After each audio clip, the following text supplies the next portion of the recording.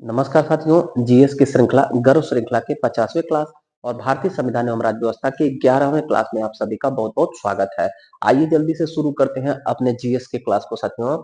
लोकसभा के प्रथम अध्यक्ष थे। लोकसभा के प्रथम अध्यक्ष थे साथियों जीवी मालवंकर, गणेश वासुदेव मालवंकर साहब लोकसभा के प्रथम अध्यक्ष थे। लोकसभा के फर्स्ट स्पीकर नाम है इनका गणेश वासुदेव मालवंकर, पूरा नाम गणेश वासुदेव गणेश वासुदेव मालवंकर, जीवी मालवंकर। इनके बारे में एक और प्रश्न परीक्षा की दृष्टि से, ये लोकसभा के प्रथम स्पीकर थे, अध्यक्ष थे, और इन्हीं के विरुद्ध प्रथम अविश्वास प्रस्ताव भी आ गया था। प्रथम अविश्वास प्रस्ताव झेलने वाले स्पीकर कौन थे? तो जो हमारे देश के प्रथम स्पीकर थे वही। इसके अलावा स्पीकर से जितना भी प्रश्न बन सकता है हम कवर करते हैं, देखिएगा। प्रथम फर्स्ट दलित फर्स्ट दलित स्पीकर अनुसूचित स्पीकर अगर पूछा जाए तो आप उत्तर करेंगे जीएमसी बालयोगी। जीएमसी बालयोगी जी हमारे देश के प्रथम दलित स्पीकर थे। प्रथम महिला स्पीकर पूछा जाए, प्रथम महिला स्पीकर हमारे देश की तो मीरा कुमार प्रथम महिला स्पीकर हमारे देश की। प्रथम प्रथम ट्राइबल अगर पूछा जाए यानी कि जनजातीय, प्रथम जनजातीय स्पीकर कौन हमारे देश के? तो पी ए संगमा प्रथम जनजातीय स्पीकर थे। वर्तमान में स्पीकर कौन है, कौमी क्रम के हैं? तो 18वीं लोकसभा के स्पीकर हैं ओम बिरला जी, जो राजस्थान में कोटा बूंदी से सांसद हैं।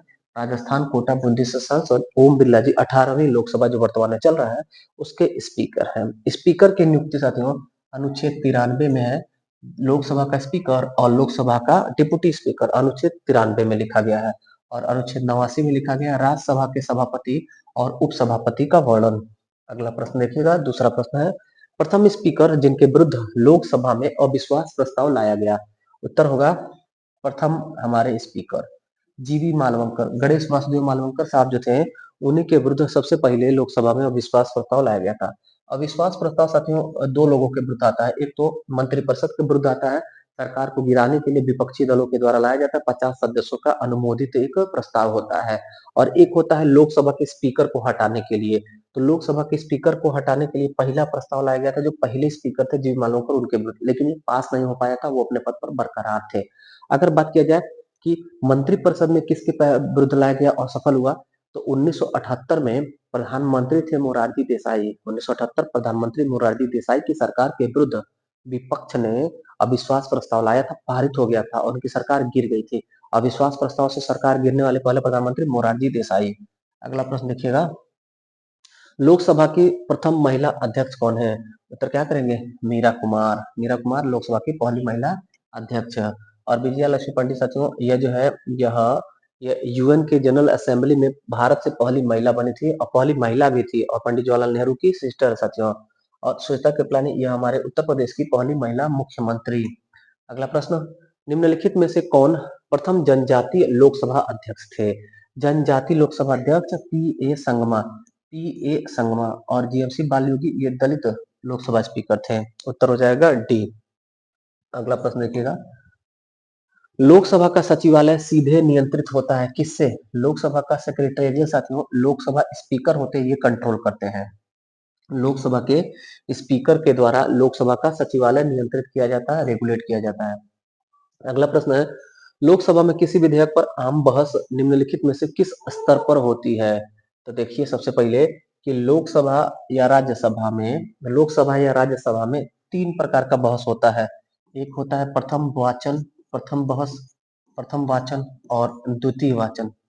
बहस नहीं होता है, ये वाचन होता है। प्रथम वाचन, द्वितीय वाचन और तृतीय वाचन, तीनों वाचन को समझ लीजिएगा, ध्यानपूर्वक और रट लीजिएगा, याद कर लीजिएगा। देखिए ऑप्शन दिया है, विधेयक की प्रस्तुति के समय द्वितीय वाचन, प्रतिवेदन, तृतीय वाचन। प्रश्न पूछा गया है लोकसभा में किसी विधेयक पर आम बहस निम्नलिखित में से किस स्तर पर होती है?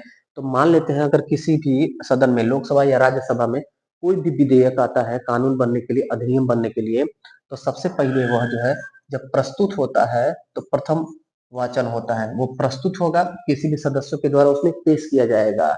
उसके बाद दूसरे वाचन में होता है कि इस पर बहस होगी, इस पर विधिवत बहस होगी और कुछ इसमें अमेंडमेंट भी किए जाएंगे। अगर संशोधन लायक है तो संशोधन भी उस पर किया जाता है। कोई विधेयक कच्चा मसौदा है तो उस पर बात होगी, सभी सदस्यों को उसकी कॉपी पहुंचाई जाती है और समिति को सौंपी जाती है इसकी जांच के लिए। और संशोधन होने के बाद जो है फिर तीसरे वाचन में जब आता है तो तीसरे वाचन में साथियों इस पर इसको पारित किया जाता है, इस पर मुहर लगता है। तो पहला में पेश हुआ, दूसरा में बहुत सा संशोधन हुआ और तीसरे वाचन में पारित हो जाता है। तो लोकसभा या राज्यसभा में कोई भी विधेयक 3 वाचन होता है। इसमें ऑप्शन में हमारा उत्तर क्या होगा साथियों? आम बहस पूछा जा रहा है तो उत्तर हम क्या करेंगे? द्वितीय वाचन। द्वितीय वाचन आम बहस वाला है। देखिए उत्तर। अगला प्रश्न देखते हैं। 7वां प्रश्न है, निम्नलिखित में से कौन राज्यसभा की एकांतिक शक्ति के अंतर्गत आता है?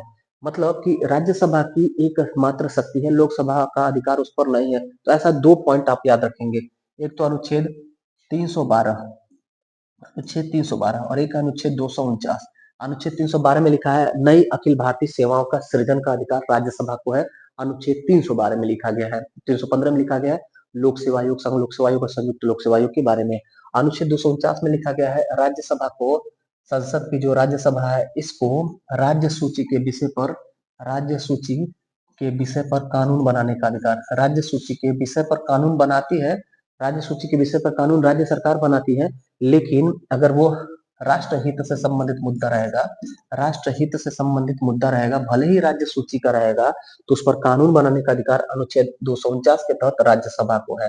समझ में आया? नहीं तो फिर से देखिएगा साथियों। मान लेते हैं हमारे देश में विद्युत विभाग से संबंधित कानून बनाना है। तो हम जान रहे हैं कि विद्युत विभाग 7वीं अनुसूची, संविधान के 7वीं अनुसूची के राज्य सूची का विषय है। उत्तर प्रदेश सरकार या राज्य सरकार विद्युत से संबंधित कानून बनाती है। लेकिन अब विद्युत का मामला राष्ट्रहित से जुड़ा हो गया है। अगर देश से जुड़ा मामला हो जाए, कोई ऐसा वाद विवाद या एक्सटेंशन की जरूरत महसूस हो रही है, तो क्या किया जाएगा? राज्यसभा को भेज दिया जाएगा। कहा जाएगा कि यह मामला विद्युत विभाग का भले ही राज्य सूची का विषय है, लेकिन ये राष्ट्रहित का मामला हो जा रहा है। इस नाते अनुच्छेद 249 पावर देता है राज्यसभा को कि राष्ट्रहित के जो मामले हैं राज्य सूची के भले हों, उस पर कानून बनाएगी हमारी राज्यसभा। ये 2 मामला ऐसा है, अनुच्छेद 352 नई अखिल भारतीय सेवाओं का सृजन और अनुच्छेद 249 राज्यसभा का राज्य सूची के विषय पर कानून बनाना राष्ट्रहित के मामले में, ये दोनों राज्यसभा की एकांतिक शक्ति के अंतर्गत आती है। तो हमारा प्रश्न का उत्तर भी हो गया और आपने एक्सप्लेनेशन को खूब अच्छे से समझ लिया। अगला प्रश्न देखिएगा, राज्यसभा में राज्यों को प्रतिनिधित्व निम्नांकित में से किस आधार पर दिया जाता है? राज्यसभा में जैसे यूपी में राज्यसभा की 31 सर्वाधिक सीटें हैं। उत्तर प्रदेश में राज्यसभा की सबसे ज्यादा सीटें पूरे भारत में है। कितनी सीटें हैं? 31। तो किस आधार पर होगा साथियों? जनसंख्या के अनुपात में होता है। जिस राज्य में जितने ज्यादा जनसंख्या उतने ज्यादा वहां पर लोकसभा चाहे विधानसभा चाहे राज्यसभा चाहे विधान परिषद की सीट है। जैसे देश में सर्वाधिक लोकसभा की सीट कहाँ पर है? उत्तर प्रदेश में। देश में जनसंख्या भी सबसे ज्यादा कहाँ पर है? उत्तर प्रदेश में। देश में राज्यसभा की सीट कहाँ पर सबसे ज्यादा है? तो उत्तर प्रदेश में। देश में जनसंख्या भी तो उत्तर प्रदेश में सबसे ज्यादा है। तो उत्तर हमारा कि जनसंख्या के अनुपात में स्थान आवंटन किया जाता है। अगला प्रश्न देखिएगा, राज्यसभा के सदस्य चुने जाते हैं। राज्यसभा के सदस्य साथियों विधायक द्वारा चुने जाते हैं। विधायक मतलब MLA, member of legislative assembly होती है। जैसे उत्तर प्रदेश में 403 विधायक चुने जाते हैं, 403 एमएलए चुने जाते हैं। यही विधायक लोग हर राज्यों से अपने अपने राज्यों के विधायक लोग राज्यसभा के सदस्यों को चुन करके भेजते हैं। तो हमारे 403 विधायक मिल करके राज्यसभा के सदस्यों को चुन करके भेजेंगे। तो इसीलिए कहा जाता है राज्यसभा जो है अस्थायी सदन है। जनता के द्वारा डायरेक्ट राज्यसभा के सदस्य नहीं चुने जाते हैं। जनता के द्वारा चुने गए प्रतिनिधि विधायक, और विधायक चुनेंगे राज्यसभा के सदस्य को। और हम देखते हैं कि राज्यों से चुन चुन करके जाते हैं, इसीलिए इसका नाम है साथियों राज्यसभा। इसका पूर्व में नाम राज्यों का परिषद था। राज्यों का परिषद था। राज्यसभा का पुराना नाम राज्यों का परिषद था। इसका नाम साथियों 23 अगस्त 1954 ईस्वी को, 23 अगस्त 1954 ईस्वी को इसका नाम बदल के राज्यसभा कर दिया गया। हालांकि राज्यसभा और लोकसभा का गठन 13 मई 1952 को हुआ था। राज्यसभा लोकसभा 13 मई 1952 को इसका सदन चला था। तो प्रश्न क्या पूछा गया? राज्यसभा के सदस्य चुने जाते हैं तो राज्यों के विधायक द्वारा। ऑप्शन क्या होगा? राज्यों के विधानसभा के द्वारा। विधान परिषद द्वारा गलत, विधानसभा द्वारा सही है, विधान परिषद द्वारा गलत। आधा सही आधा गलत है। नगर पालिका के सदस्य द्वारा गलत। उत्तर हमारा हो जाएगा ए। एक्सप्लेनेशन भी आपने समझ लिया। अगला प्रश्न देखिएगा, राज्यसभा के सदस्य का कार्यकाल कितने वर्ष होता है? राज्यसभा के सदस्यों का कार्यकाल 6 वर्ष होता है। राज्यसभा और विधान परिषद, राज्यों में विधान परिषद और केंद्र में राज्यसभा का कार्यकाल, सदस्यों का कार्यकाल 6 वर्ष होता है। और लोकसभा और विधानसभा का सदस्यों का कार्यकाल 5 वर्ष होता है। तो राज्यसभा पर बात कर लिया जाए। राज्यसभा का नाम साथियों पूर्व में राज्यों का परिषद था। राज्यों का परिषद पूर्व में इसका नाम था। काउंसिल ऑफ द स्टेट इसका पूर्व में नाम था। कब नाम हुआ? तो 23 अगस्त 1954 को वर्तमान नाम अस्तित्व में आता है राज्यसभा। ये साथियों इसे स्थायी सदन कहा जाता है। स्थायी सदन कहा जाता है। इसे कभी भंग न होने वाला सदन कहा जाता है। कभी भंग नहीं होने वाला सदन कहा जाता है। इसे उच्च सदन कहा जाता है। इसे उच्च सदन कहा जाता है। इसका गठन साथियों, इसका गठन देखिएगा 3 अप्रैल 1952 ईस्वी को इसका गठन होता है राज्यसभा का। और 13 मई 1952 को इसका पहला बैठक होता है। गठन होता है 1 महीना पहले 3 अप्रैल 1952 को, और पहला बैठक होता है 13 मई 1952 को। यहीं पर लगे हाथ हम इसके भाई को भी देख लेते हैं साथियों। इसके भाई को, इसका भाई मतलब लोकसभा, लोकसभा को भी हम देख लेते हैं। लाल नहीं हुआ, लाल हो गया। लोकसभा को देखिएगा, तो जैसे ये स्थायी सदन है तो वैसे लोकसभा जो है वो अस्थायी सदन है, क्योंकि 5 साल बाद ये जो है फिर नई हो जाती है। और यहाँ पे क्या होता है, 6 वर्ष कार्यकाल होता है और हर 2 वर्ष पर चुनाव होता है। और 1/3 सदस्य जो है सेवानिवृत्त होते हैं, फिर नए आते हैं। तो कभी ये खाली नहीं होता है साथियों। और यह कभी भंग नहीं होने वाला है, तो ये जो है भंग हो जाएगा। ये भंग हो जाएगा। ये उच्च सदन है, तो ये निम्न सदन है साथियों। ये निम्न सदन है। ये जनता के द्वारा प्रत्यक्ष चुना जाता है।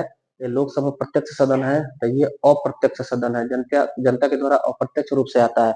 मतलब कि विधायक लोग जो जनता के द्वारा चुने गए प्रत्यक्ष, और विधायकों के द्वारा ये राज्यसभा के सदस्य चुने जाते हैं। इसका गठन साथियों 17 अप्रैल 1952 को लोकसभा का गठन हुआ। 17 अप्रैल 1952 को।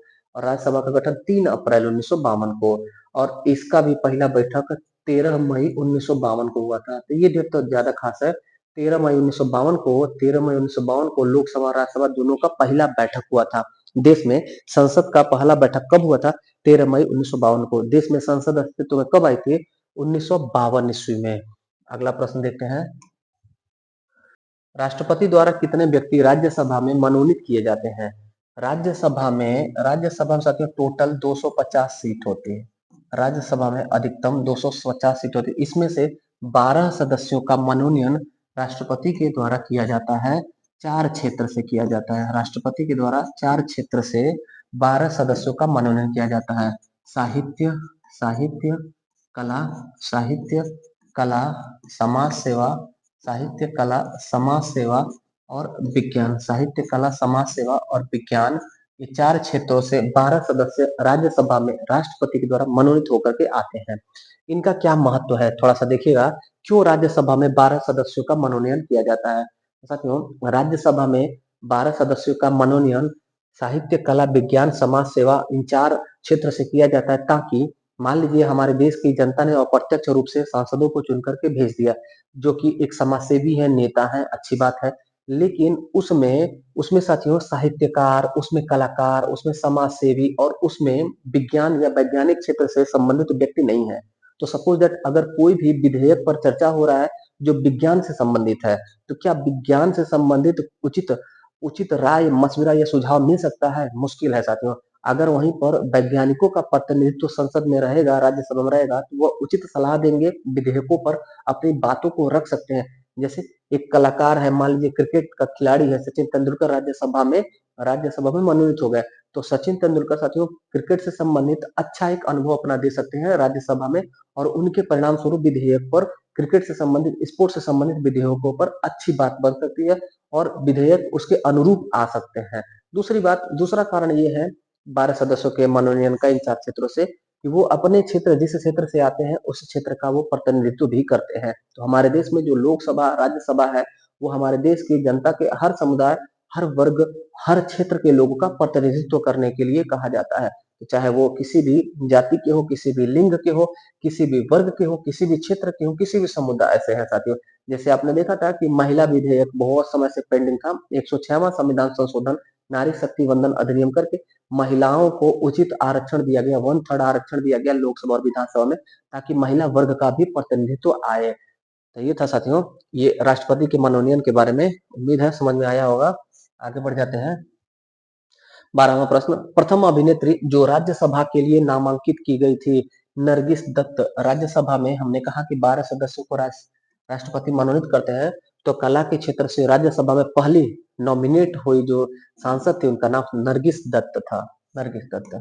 अगला, भारतीय संविधान का कौन सा अनुच्छेद संसद को राज्य सूची के विषय पर कानून बनाने की शक्ति प्रदान करता है? अभी हमने पढ़ा अनुच्छेद 249। अनुच्छेद 249 क्या कहता है कि राज्य सूची के विषय पर संसद के अंतर्गत राज्यसभा कानून बना सकती है। बस मामला रहना चाहिए राष्ट्रहित का।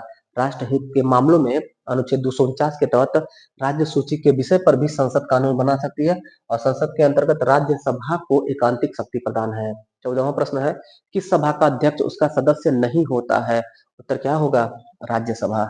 राज्यसभा का सदस्य साथियों उसका उसका उसके उस सदन से नहीं होता है। कौन होता है? तो उपराष्ट्रपति। उपराष्ट्रपति राज्यसभा का पदेन सभापति होता है। और बाकी में देखेंगे आप तो लोकसभा के सदस्यों से ही लोकसभा का अध्यक्ष चुना जाता है, विधानसभा के सदस्यों से ही विधानसभा अध्यक्ष चुना जाता है, विधान परिषद के सदस्यों में से ही विधान परिषद का अध्यक्ष चुना जाता है, विधान परिषद का सभापति चुना जाता है।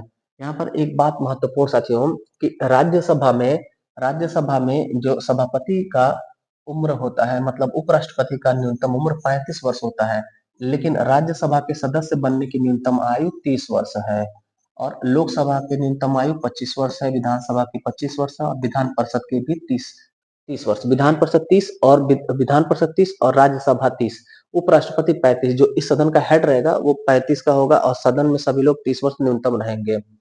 आगे देखते हैं। 15वां प्रश्न है, राज्यसभा का पदेन सभापति होता है। उत्तर क्या होगा? उपराष्ट्रपति। उपराष्ट्रपति राज्यसभा का पदेन सभापति होगा। अनुच्छेद को हमने पहले भी किया है, फिर से करते हैं। देखिएगा, अनुच्छेद 63 के तहत हमारे देश में एक उपराष्ट्रपति होगा। अनुच्छेद 64 के तहत वह साथियों राज्यसभा का पदेन सभापति होगा। यानी जो बात कही गई है ये अनुच्छेद 64 में कहा गया है, राज्यसभा का पदेन सभापति होगा। 63 में है कि हमारे देश का एक उपराष्ट्रपति होगा, और 64 में ये था। 65 में साथियों अनुच्छेद 65 में लिखा गया है कि राज्यसभा का सभापति कार्यवाहक राष्ट्रपति के रूप में भी कार्य करेगा। यानी कि जो उपराष्ट्रपति है, जब राष्ट्रपति का पद आकस्मिक रिक्त हो जाता है, उसका डेथ हो जाता है या इस्तीफा हो जाता है, तो उस दशा में उपराष्ट्रपति कार्यवाहक राष्ट्रपति के रूप में कार्य करता है। अनुच्छेद 65 में लिखा गया है। अनुच्छेद 66 में लिखा गया साथियों इसका निर्वाचन, उपराष्ट्रपति का निर्वाचन लिखा गया है अनुच्छेद 66 में। अगला प्रश्न है, 16वां प्रश्न है, राज्यसभा के चुनाव के लिए अपेक्षित न्यूनतम आयु है। राज्यसभा के लिए न्यूनतम आयु 30 वर्ष है, उपराष्ट्रपति की न्यूनतम आयु और राष्ट्रपति की न्यूनतम आयु दोनों की 35 वर्ष है, और साथियों और 25 वर्ष किसकी है? 25 वर्ष है लोकसभा के सदस्य की और विधानसभा के सदस्यों की। अगला प्रश्न है, राज्यसभा का सर्वप्रथम गठन किस वर्ष हुआ? तो राज्यसभा या लोकसभा या संसद तीनों का गठन 1952 ईस्वी में हुआ था। उत्तर क्या हो जाएगा? 17 का सी। अगला प्रश्न है, संसद के 2 सत्रों के बीच अधिकाधिक अंतराल होना चाहिए। कितना गैप अधिकतम होना चाहिए 2 सत्रों के बीच में? जैसे हमने पढ़ा कल कि संसद में 3 प्रकार के सामान्यतः सत्र होते हैं, एक मानसून सत्र, एक शीतकालीन सत्र और एक बजट सत्र। 3 सत्र सामान्यतः होने चाहिए, और न्यूनतम 2 सत्र जरूर चलना चाहिए एक साल में, और 2 सत्रों के बीच में अधिकतम 6 महीने का अंतराल होना चाहिए। इससे ज्यादा आराम नहीं करना है। सदन चल रहा है, आज चला दिसंबर में, और फिर सोच रहे हैं कि अब अगले ही साल दिसंबर में चलेगा, तो ऐसा उचित नहीं है। अधिकतम जो है संसद के सदस्य जो है लोकसभा या राज्यसभा के 6 महीने गैप कर सकते हैं। 6 महीने के भीतर संसद का सदन चलना अनिवार्य है, क्योंकि देश में आवश्यकता है नए कानूनों को बनाने की, आवश्यकता अनुरूप कानूनों में संशोधन करने की। इस नाते संसद के 2 सत्रों के मध्य अधिकतम 6 महीने का गैप होना चाहिए, उससे पहले सदन को चल देना चाहिए। अगला प्रश्न है, राष्ट्रपति राष्ट्रपति क्या है? संसद का हिस्सा नहीं होता है, संसद का हिस्सा होता है, संसद का हिस्सा होता है और संसद में बैठता है। सी उत्तर हो जाएगा। राष्ट्रपति साथियों संसद का एक अंग होता है, राष्ट्रपति संसद का अंग होता है और हम जानते हैं कि संसद का काम क्या है, किसी भी कानून को बनाना और संविधान में संशोधन करना और किसी भी कानून को समाप्त करना। तो इसके लिए साथियों लोकसभा एक सदन होता है और अंग होता है, दूसरा राज्यसभा एक सदन होता है और अंग होता है, और तीसरा अंग होता है राष्ट्रपति। तो लोकसभा में पारित, राज्यसभा में पारित होने के बाद राष्ट्रपति की सहमति अनुमति अनिवार्य होती है। इसी नाते कहा जाता है कि संसद का हिस्सा होता है राष्ट्रपति और संसद में बैठता है ताकि जो है किसी विधेयकों पर अपनी सहमति और अनुमति प्रदान कर सके, दे सके। अगला प्रश्न देखिएगा, भारतीय संसद बनती है किससे बनती? अभी हमने पिछले प्रश्न में किया, लोकसभा, राज्यसभा और राष्ट्रपति, इन तीनों अंगों से मिल करके हमारे देश की संसद बनती है। 3 अंग होते हैं संसद के, और सदन पूछा जाए तो 2, लोकसभा और राज्यसभा जो संसद के 2 अंग सदन होते हैं, हाउस होते हैं, और अंग 3 होते हैं। अगला प्रश्न देखिएगा, बिना अनुमति के कितने दिन संसद में अनुपस्थित रहने पर किसी सांसद को अयोग्य घोषित कर दिया जाएगा? मानो लगातार कितना दिन क्लास में नहीं आएंगे तो आप एब्सेंट ही नहीं, आपका नामों कटा जाएगा। तो लगातार 60 दिन तक, लगातार 60 दिन आप पढ़ाई छोड़ करके देख लीजिए, आप खूब भुला जाएंगे, क्या पढ़े थे क्या नहीं पढ़े थे, जो याद था वो सब भुला जाएगा। तो ये तो नेताजी हैं लोग, नेताजी लोग को 1 दिन, 2 दिन, 4 दिन, 10 दिन, 20 दिन, 50 दिन तक, 59 दिन तक छुट्टी दिया जा सकता है कि जाइए घूमिए स्विट्जरलैंड, नैनीताल, उत्तराखंड, जम्मू कश्मीर। लेकिन 60वें दिन कम से कम आकर के बैठ जाइए। 60वें दिन आकर के बैठ जाएंगे तो उनकी सदस्यता बची रहेगी। और अगर 60वें दिन भी नहीं आते हैं, 2 महीना लगातार अगर एबसेंट हो जाते हैं, चाहे वो लोकसभा के सदस्य हो, चाहे विधानसभा के सदस्य, चाहे राज्यसभा के सदस्य, चाहे किसी भी सदन के सदस्य हो, उनकी सदस्यता समाप्त हो जाएगी। सब चुनाव जीता होता सब बर्बाद हो जाएगा। बिना अनुमति के कितने दिन तक संसद में अनुपस्थित रहने पर किसी सांसद को अयोग्य घोषित कर दिया जाएगा? तो 60 दिन, चाहे वो सांसद हो चाहे विधानसभा में विधायक हो। अगला प्रश्न, अध्यक्ष सदन के किसी भी सदस्य को बोलने से रोक सकता है और अन्य किसी को बोलने दे सकता है। यह घटना कहलाती है बैठ जाना। जैसे देखे होंगे उत्तर प्रदेश विधानसभा में सतीश महाना जी हैं, अक्सर जब कोई बोलता है तो उनका समय पूरा आ जाता है तो वो कहते हैं बैठ जाइए, बैठ जाइए। तो बैठ जाइए का मतलब बैठ जाना, बैठ जाना। और बैठ जाना का तात्पर्य है कि किसी भी सदस्य को बोल करके उनको रोका जाता है और अन्य को बोलने का मौका दिया जाता है। ये हमारा 22 का उत्तर हो जाएगा डी। सदन के किसी भी सदस्य को बोलने से रोकना और अन्य सदस्यों को बोलने देना कहा जाता है बैठ जाना। अगला प्रश्न है, शून्यकाल संसदीय व्यवस्था किस देश की देन है? शून्यकाल हमारे भारतीय संसदीय व्यवस्था का नवाचार है। भारत की संसदीय नवाचार है यह, हमारे देश का ही ये प्रोडक्ट है साथियों, शून्यकाल। और ये जो है ये अनौपचारिक होता है, औपचारिक नहीं होता, फॉर्मल नहीं होता है, औपचारिक नहीं होता है, फॉर्मल नहीं होता, अनौपचारिक होता है, इनफॉर्मल होता है। बताने की जरूरत नहीं है कब शून्यकाल चलेगा, ऐसे ही कभी भी चल सकता है अनौपचारिक रूप से। सामान्यतः इसका समय है 12 बजे से, फिक्स समय है, सामान्यतः नहीं साथियों, 12 बजे से 1 बजे तक के बीच का समय शून्यकाल कहलाता है। हमारे भारतीय संसदीय व्यवस्था का यह नवाचार है, आविष्कार है शून्यकाल। इसमें क्या होता है, कोई भी जरूरत के मुद्दों पर अनौपचारिक रूप से बिना पूर्व सूचना के ही बहस किया जा सकता है। बिना पूर्व सूचना के जरूरत के या महत्वपूर्ण जो विधेयक होते हैं उस पर चर्चा किया जाता है। 1 घंटा समय होता है 12 से 1 बजे और अनौपचारिक होता है, और हमारे भारत के संसदीय नवाचार है शून्यकाल। अगला देखिएगा, लोकसभा में शून्यकाल की अवधि अधिक से अधिक कितनी हो सकती है? तो अधिक से अधिक हो सकती है 1 घंटा। 1 घंटा से ज्यादा शून्यकाल नहीं मिलेगा और हमारे भारतीय संसदीय व्यवस्था की देन है शून्यकाल। 25वां और अंतिम प्रश्न है, संसद में शून्यकाल का समय होता है तो क्या होगा? दोपहर 12 बजे से लेकर अपराह्न 1 बजे तक के बीच के समय को संसदीय व्यवस्था में, संसदीय नियम में शून्यकाल कहा जाता है, जिसमें औपचारिक रूप से नहीं बल्कि अनौपचारिक रूप से किसी जरूरत के चीजों पर, विधेयकों पर वार्ता की जाती है। ये था साथियों आज का 25 गर्व से रिश्ता संविधान का 25 प्रश्न। कैसा लगा आज का क्लास, फीडबैक जरूर दीजिएगा। कोई प्रश्न रह गया हो, कोई भी डाउट रह गया हो तो कमेंट जरूर करिएगा। वीडियो पसंद आए तो वीडियो को लाइक करिएगा। बाकी जाइए करंट अफेयर पढ़िए अपने चैनल पर, डेली 7:30 बजे सुबह आपको करंट अफेयर मिलेगा। करंट अफेयर पढ़िए, जीएस पढ़िए, ज्ञान बढ़ाइए। मिलते हैं फिर अगले क्लास में, तब तक के लिए धन्यवाद। जय हिंद।